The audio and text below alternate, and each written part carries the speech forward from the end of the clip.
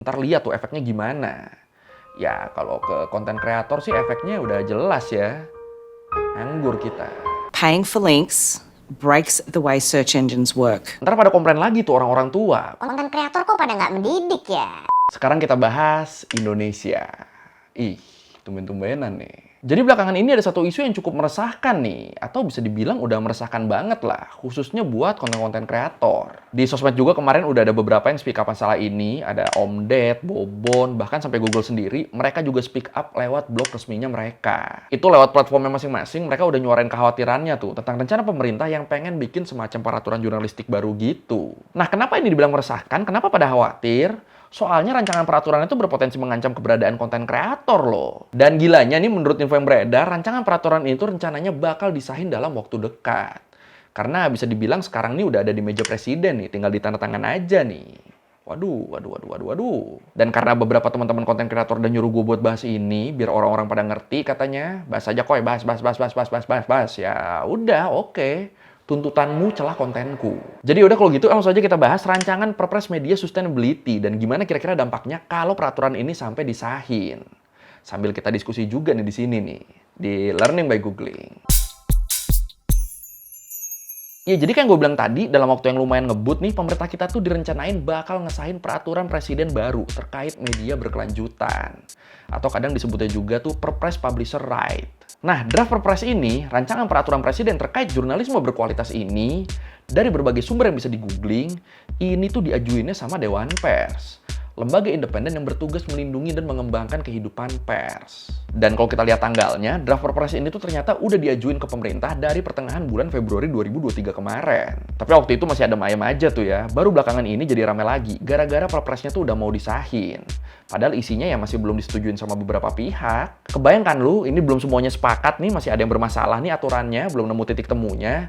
Kok buru-buru mau disahin? Kenapa sih ini? Dan kalau menurut Usman Kansong, Direktur Jenderal Informasi dan Komunikasi Publik Kominfo, dia bilang tujuan dari adanya Perpres ini tuh nantinya adalah buat ngelindungin keberlangsungan kehidupan media di era internet sekarang. Emang rancangan Perpresnya isinya apa? Nah ini sebelum lanjut kita harus tahu dulu nih sebelumnya nih, isi rancangan Perpres yang mau kita bahas ini tuh berdasarkan draft yang di bulan Februari 2023 ya, yang ada di website Dewan Pers. Soalnya so far belum ada draft yang lebih baru lagi yang dibuka di publik nih. Jadi kalau menurut draft Perpres yang diajuin sama Dewan Pers ini, Perpres ini tuh isinya soal tanggung jawab platform digital buat ngedukung jurnalisme yang berkualitas. Dewan Pers tuh ngarepnya platform digital tuh bisa ngikutin asas-asas kedaulatan informasi, keberlanjutan, keseimbangan, kesetaraan, manfaat, transparansi, dan non-diskriminasi. Nah ini kan dari sini kan berasa niatnya bagus ya, biar kualitas berita dan produk jurnalistik di Indonesia kualitasnya tuh terjaga. Nggak asal-asalan, apalagi sampai nyebar hoax. Tapi masalahnya, kalau kita baca soal hak-hak apa aja yang diharapkan sama Dewan Pers ini, kalau gue pribadi tuh gue jadi ngerasa, lah kok begini ya? Jadi berasa keselnya ada, was-was juga ada. Emang minta hak apa? Jadi gini, kalau menurut Dewan Pers, ada dua hal yang jadi maksud utama pembentukan Publisher Right ini. Pembentukan Perpres baru ini. Maksud yang pertama, Dewan Pers tuh minta ke platform digital buat dikasih informasi terkait algoritma terbaru. Jadi misalnya nih, Google abis ngupdate algoritma pencarian mereka. Nah, si Dewan Pers, mereka tuh minta dikasih tahu soal perubahan algoritma ini. Maksimal 28 hari sebelum update algoritmanya rilis. Terus di dalam draftnya juga disebut kalau yang dimaksud algoritma di sini tuh ya sistem yang bisa mempengaruhi traffic, sistem yang bisa mempengaruhi distribusi konten. Dan sebagai konten kreator ini tuh nyebelin banget loh. Karena gini, konten kreator yang jelas-jelas hidup dari sini aja, kadang kita tuh harus ngebedah algoritmanya sendiri loh. Lu ngupload video, viewsnya dikit, lu belajar dari kesalahan, lu trial error terus sampai akhirnya lu ngerti harus ngemas konten lu kayak gimana. Biar bisa sejalan sama algoritma dan akhirnya konten lu jadi naik. Iya segitu susahnya ngemas konten biar sejalan sama algoritma. Nah ini tiba-tiba Dewan Pers minta dikabarin tiap mau ada perubahan algoritma. Berasa main belakangnya kan ini kan. Jadi kayak mereka pengen konten mereka tuh bisa nyesuaiin update algoritma duluan. Berasanya kan jadi begitu kan, kayak masa bodoh sama konten kreator. Yang penting kita update nih. Terus nih, selain algoritma konten, Dewan Pers juga minta dikasih tahu gimana formula bagi hasil dan sistem pengiklanan di platform digital. Dengan harapan nantinya bisa ada negosiasi bagi hasil yang adil antara platform digital sama perusahaan pers. Nah ini konten kreator nggak bisa tuh begitu tuh. Masa AdSense pembagiannya segini-segini, jatah gue gedein dong. Nah, kita nggak bisa begitu dari dulu. Wah, jadi mulai iri gue nih. Nah, itu baru maksud yang pertama ya, hak-hak yang mereka harapkan udah begitu. Sekarang kita masuk ke maksud yang kedua dari dibikinnya publish rights ini, yaitu menekan konten pemberitaan tertentu. Iya, jadi kalau menurut draft yang diajuin sama Dewan Pers, nantinya mereka tuh bakal bisa ngontrol berita mana aja yang bisa tayang di platform digital, dan berita mana aja yang nggak bisa tayang. Wow. Misalnya nih kita lihat di pasal 7 ayat 1 huruf A sama B. Di situ ditulis mendukung jurnalisme berkualitas termasuk mencegah penyebaran dan atau komersialisasi konten berita yang tidak sesuai dengan kode etik jurnalistik sesuai dengan ketentuan peraturan perundang-undangan. Terus ada juga menghilangkan berita yang tidak sesuai dengan kode etik jurnalistik berdasarkan rekomendasi dari Dewan Pers. Oke. Ya, ini balik lagi secara substansi sebenarnya tujuannya tuh baik ya, maksudnya tuh baik loh. Tapi kalau kita cermatin lebih dalam lagi, 2 poin dari maksud kedua ini tuh berpotensi disalahgunain nggak sih? Karena kalau ini disahin bisa aja loh, ketika ada satu konten berita yang dianggap nggak sesuai sama Dewan Pers, kontennya tuh jadi berpotensi bisa dihilangkan, bisa dihapus dari platform digital. Nah, UU ITE aja kan banyak ditarik-tarik disalahgunakan kan? Sekarang mau ditambah lagi sama perpres baru yang sama-sama ngancem kebebasan berekspresi di internet. Dan kalau semua harus lewat penilaian Dewan Pers gini, ini nih jadi berlawanan sama asas-asas yang tadi nggak sih? Mana kesetaraannya tuh, mana keseimbangannya? Penilaiannya juga cuma dipegang sama satu pihak kan jadinya kan? Atau yang paling kena asas kedaulatan informasi tadi, gimana mau berdaulat coba? Kalau gini kan yang ada malah berpotensi kedaulatannya terancam kan? Dan kayak gue bilang di awal tadi, sampai sekarang salah satu pihak yang paling krusial di sini, platform digitalnya, mereka tuh masih belum setuju sama isi draft perpres yang diajuin sama Dewan Pers ini. Ya, ini buat lengkapnya nggak setujunya gimana, lu bisa lihat di blognya Google yang dirilis sama Google-nya sendiri ya. Sikap sama kekecauan mereka tuh jelas tuh di situ tuh. Nah, kalau menurut statement resmi dari Michaela Browning, VP Government Affairs and Public Policy dari Google APAC, dibilang di situ mereka tuh khawatir kalau perpres ini langsung disahin tanpa direvisi dulu, peraturan ini tuh nantinya malah bakal membatasi keragaman sumber berita yang bisa diterima publik. Karena ya balik lagi, kalau ini sampai resmi berarti kan nantinya bakal cuma ada satu lembaga doang yang ngontrol penyebaran semua berita. Yang baik yang mana, yang buruk yang mana, itu tuh cuma bener-bener dari penilaian satu pihak doang. Nah ini kalau menurut Google bukannya bikin jurnalisme makin berkualitas, yang ada ini nih malah berpotensi bikin jurnalisme di Indonesia gampang disetir sama kepentingan tertentu. Ya kalau gue sih bilangnya kemarin tuh kita jadi kayak mengkorutkan diri ya. Atau kalau lu inget di kita zaman-zaman dulu ada tuh yang namanya Departemen Penerangan. Tapi itu dulu, sekarang udah nggak ada, udah dibubarin sama almarhum Gus Dur. Alasan dibubarinnya ya silahkan googling sendiri lah. Alasan Gus Dur membubarkan Departemen Penerangan, entar. Terus statement resminya Google tadi juga bilang kalau isi dari perpres ini tuh udah nggak sejalan sama misinya Google buat ngasih informasi yang mudah diakses sama masyarakat. Terus pihak Google juga ngerasa peraturan baru ini tuh nantinya bakal ngasih pengaruh langsung ke kemampuan Google buat nyediain informasi online yang relevan, kredibel, dan beragam. Dan ini, poin beragam ini sih yang menurut gue penting. Karena kan kalau begini keberagaman informasinya nanti jadi terancam hilang ya. Iya, gue ngerti rancangan perpres ini tuh pasti bakal efektif banget buat ngeberantas hoax. Gue percaya itu cara yang efektif banget. Tapi di saat bersamaan juga cara yang males. Ya gimana nggak males dipotong semua dari pangkalnya loh begini loh. Yang bukan hoax juga jadi bakal kena kan. Terus yang nggak kena yang mana? Ya yang diizinin sama Dewan Pers doang. Lagian kan ya Google sendiri kan pasti mereka juga punya cara sendiri buat ngehalau konten-konten yang sifatnya negatif ya. Dan kalau mungkin dirasa caranya Google itu masih ada kurangnya, ya itu yang kita perbaikin. Bukan tiba-tiba bikin filter sendiri dengan penilaian sendiri. Terus selain itu, ini yang paling pengen gue diskusiin juga sih. Pihak Google tuh nyebut kalau bakal ada dampak yang signifikan yang dirasain publik kalau peraturan baru ini tuh beneran disahin. Dampak apa tuh? Pertama, pembatasan berita online ini bakal nguntungin sebagian kecil penerbit berita atau perusahaan pers yang basicnya tuh mereka emang udah besar. Penerbit-penerbit berita yang masih kecil gitu, itu tuh bakal terancam jadinya. Apalagi nantinya kalau mereka mau nerbitin berita, penerbit berita kecil ini kan harus ngajuin verifikasi dulu ke Dewan Pers. Birokrasi mereka buat terbitin berita jadi nambah lagi tuh. Dan ya balik lagi, karena hal ini juga nantinya masyarakat tuh bakal susah dapetin informasi yang lebih beragam dan lebih relevan sama kebutuhan mereka. Soalnya ya tadi, informasinya tuh bakal difilter dulu sama si Dewan Pers.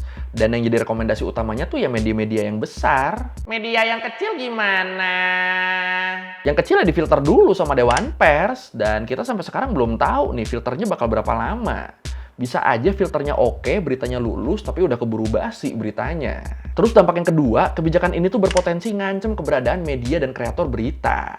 Nah, iki. Jadi bakal banyak konten-konten kreator yang suka ngasih berita, yang suka ngasih update kejadian dan sebagainya, yang bakal kena imbasnya. Contoh deh, misalnya deh, kita ambil contoh kayak channel Sepulang Sekolah. Nah, di channel ini kan selain sejarah, gue kan kadang kan suka bahas current issue juga kan. Nah, itu besar kemungkinannya bakal kena imbasnya tuh. Atau mungkin contoh lain podcast Om Ded misalnya, yang biasanya ada kejadian apa, terus dia bahas di situ. Nah, itu kemungkinan juga bakal kena imbasnya tuh. Dan gilanya lagi, kemungkinan ini nggak cuma kreator-kreator berita loh yang kena di sini. Bisa aja ini menjalar ke yang lain. Kenapa gitu? Nih, lu lihat poin ini. Pasal 7 ayat 1 huruf F. Di situ ditulis, tidak mengindeks dan atau menampilkan konten jurnalistik yang merupakan hasil daur ulang dari konten media lain tanpa izin. Nah, di situ barusan ditulisnya bukan berita loh, ditulisnya konten jurnalistik. Jadi ya bisa aja ini nyasar objek yang lebih luas dari berita nih. Iya, jadi nantinya kalau kita mau ngutip konten dari media lain, kita tuh harus minta izin dulu.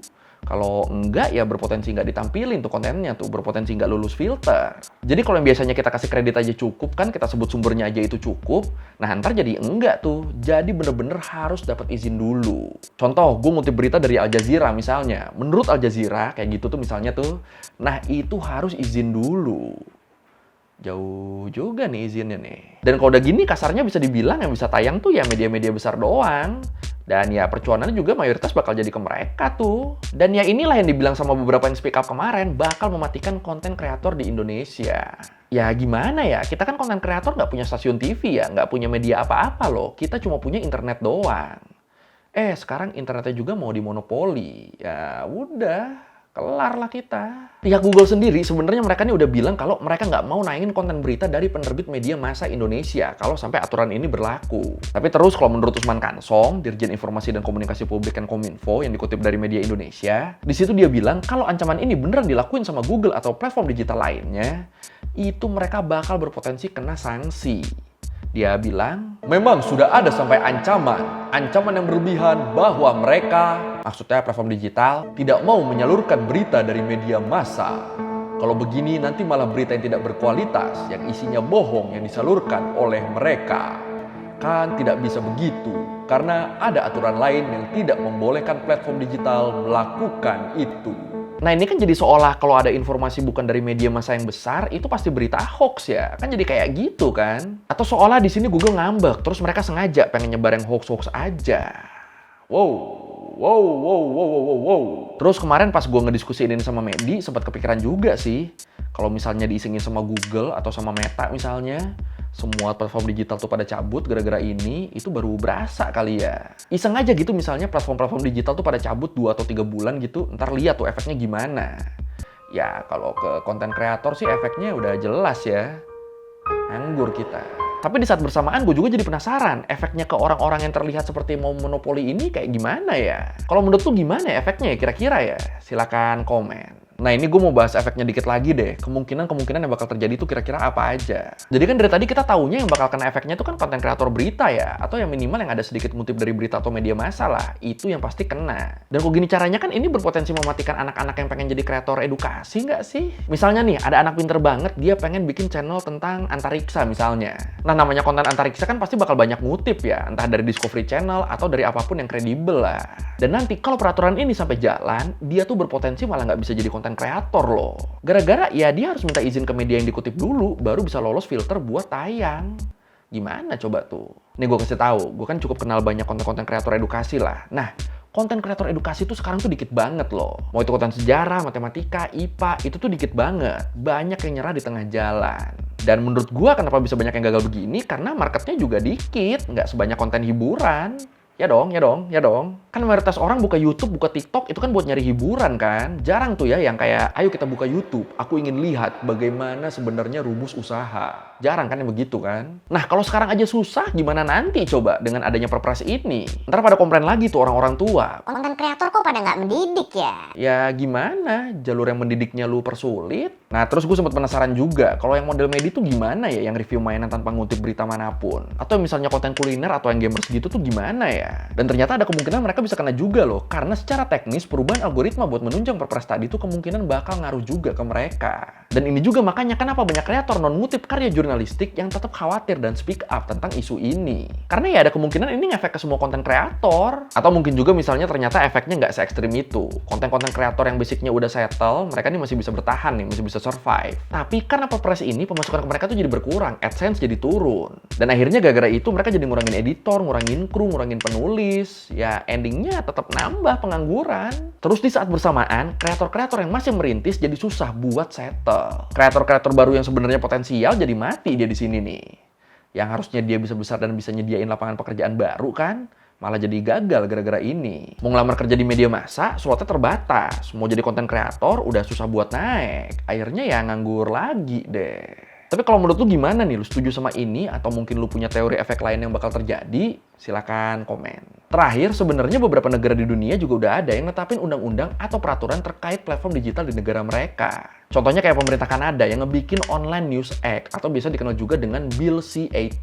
Di peraturan ini, perusahaan search engine kayak Google misalnya, itu tuh diwajibkan ngebayar perusahaan berita online di sana buat setiap link yang terhubung ke search engine ini. Atau istilahnya tuh link text atau pajak tautan. Jadi buat setiap link berita yang bisa diakses di Google, pihak Google tuh wajib bayar ke perusahaan media online-nya. Dan gara-gara kebijakan ini, jadi banyak link berita online di sana yang nggak bisa diakses lewat Google. Dan Google-nya sendiri, mereka juga nyetop produk Google News Showcase di sana. Ini kan endingnya malah jadi ngerepotin orang-orang buat dapat berita ya. Dan sama kayak di Kanada, Australia juga minta platform-platform digital buat ngebayar penerbit yang kontennya bisa diakses lewat platform-platform ini. Yang di Australia ini malahan aturannya tuh nggak terbatas sama publisher besar loh. Semua konten yang berisi laporan, investigasi, atau penjelasan terkait isu dan kegiatan terkini di Australia, baik yang dari penerbit besar maupun kecil, itu berhak dapat pembayaran dari platform digital tadi. Ya ini kan sedikit banyak mirip-mirip yang di kita ya. Cuma kalau kita perhatiin, dua aturan di Australia sama Kanada tadi, itu tuh sama sekali nggak ngekang pemberitaan loh. Apalagi sampai ngobok-ngobok algoritma. Enggak. Fokusnya cuma gimana caranya biar media tuh bisa dapat semacam royalti dari berita yang mereka terbitin. Sisanya selain itu yang mereka nggak ikut campur. Beda kan sama rancangan yang di sini tadi kan, semuanya dicampurin tuh di situ tuh, mulai dari konten beritanya, yang nerbitin beritanya, algoritma, sampai kebijakan pengiklanan. Tapi kalau menurut sendiri gimana nih ngelihat rancangan aturan baru ini nih? Apakah bakal bagus buat perkembangan jurnalistik dan pers di Indonesia? Atau malah lu ngelihatnya bakal bahaya karena arus informasi itu jadi bakal dimonopoli Dewan Pers dan media-media besar? Yang mana nih kira-kira nih? Atau lu punya tanggapan lain? Silakan komen. You know how search works. You search, we show you links, and you decide what site to go to. The new law means Google would have to pay certain news companies to show you links to their sites. Now remember, we don't show full news articles. We just show you where you can go and help you to get there. Paying for links breaks the way search engines work, and it undermines how the web works too.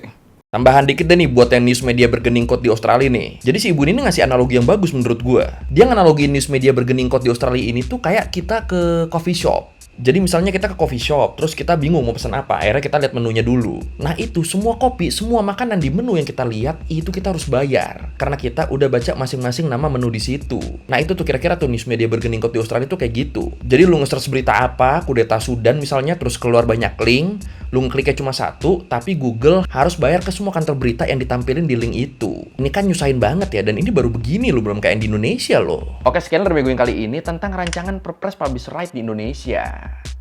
Agak-agak ngeri sih ya. Tapi ya harapan gue kalaupun ini disahin ya nggak ngefek segitunya lah ternyata lah. Walaupun ya sekarang masih menyeramkan sih kelihatannya ya. Sebenarnya gue sih ngeliatnya ini kayak, lu tau gak zaman dulu kayak ojol lawan ojek pangkalan. Yang satu udah berdamai sama teknologi kan, udah memanfaatkan teknologi, yang satunya lagi masih konvensional. Ya kira-kira begitulah. Ya bedanya paling di sini yang konvensional ini akhirnya pengen menguasai yang teknologi nih.